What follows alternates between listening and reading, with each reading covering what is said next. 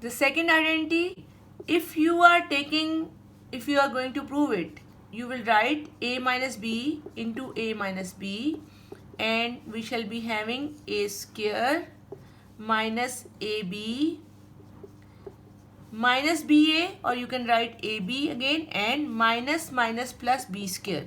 So the last term remains positive, first term remains positive, only the middle term becomes negative.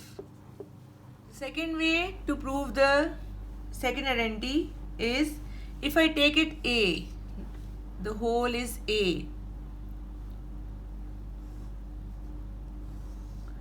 and this is also a. If this number is b, then it will be a minus b. From here this is b, this is a minus b. Now this is a minus b square. This area is a minus b square. From here, if you take this whole is a, then this is b, this is a minus b. This area will be b into a minus b. This area is b into a minus b, this area, and this is b square.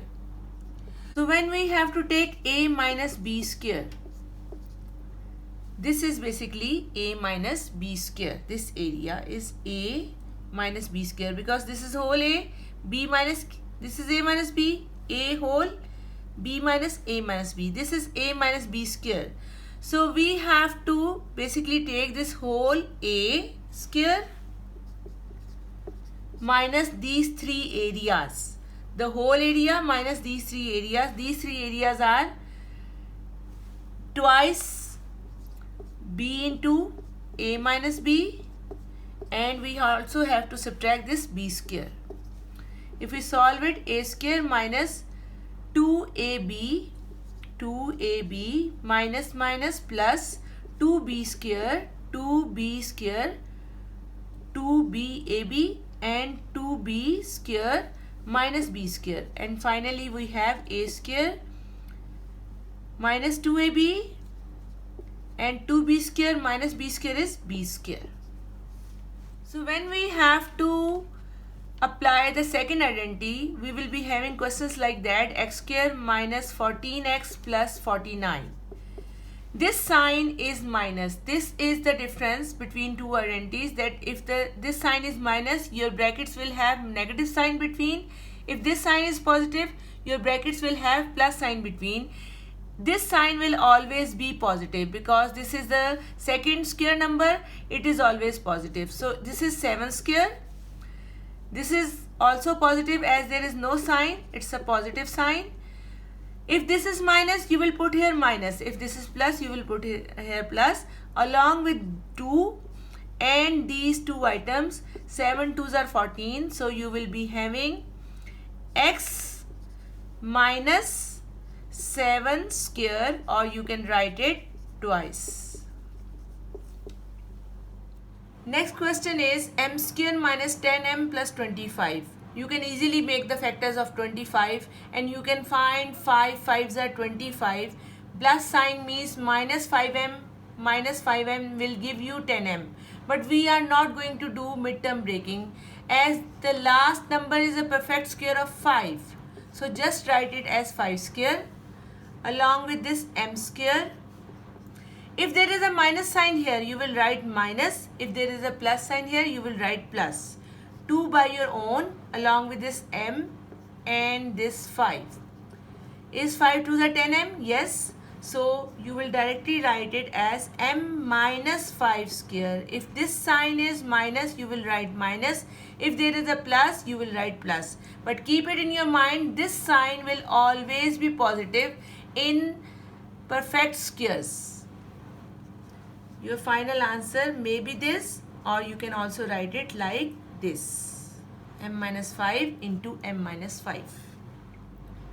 The next question which I have chosen for you is 49q square minus 42qr plus 9r square. Okay, these two terms are having Q and these two terms are having R.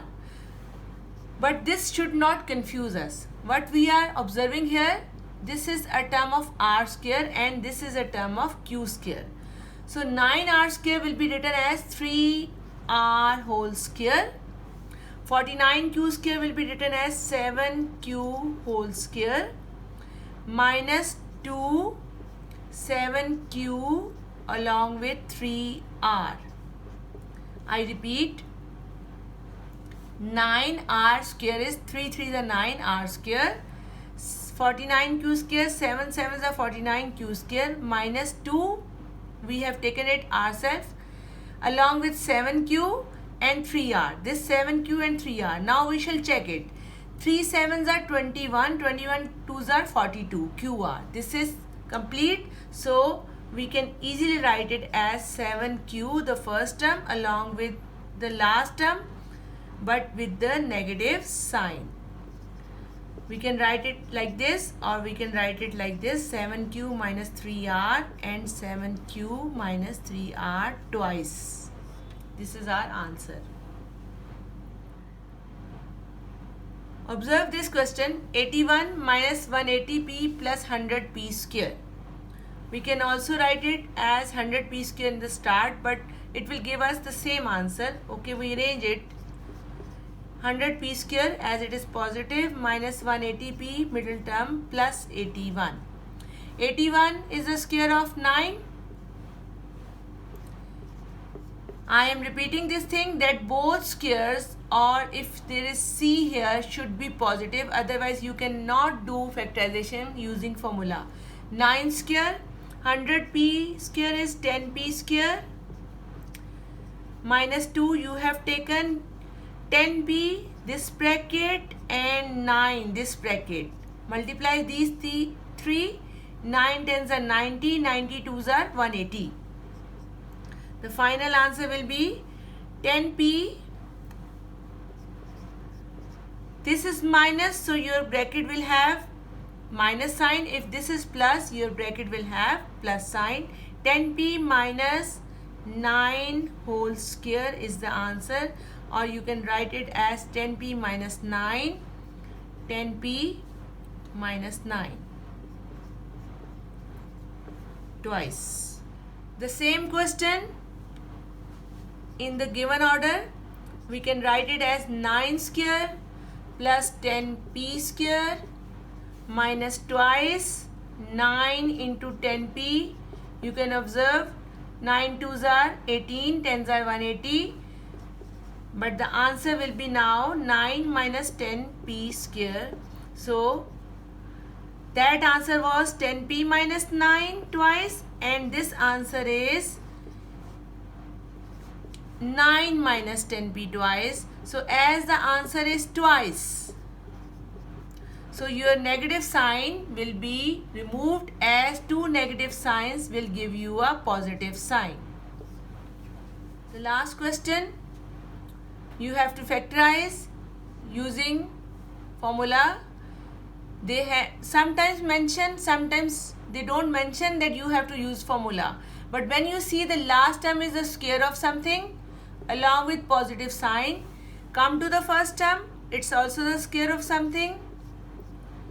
Now middle term will be written as twice the product of these two, and if it satisfies this number, so you are right. 13 2s are 26, 26 2s are 52, or in other words 13 4s are 52. Direct write the first number and the second number along with minus sign if this term is negative, along with plus sign if this term is positive, and you can give this answer as well as you can write it twice like this.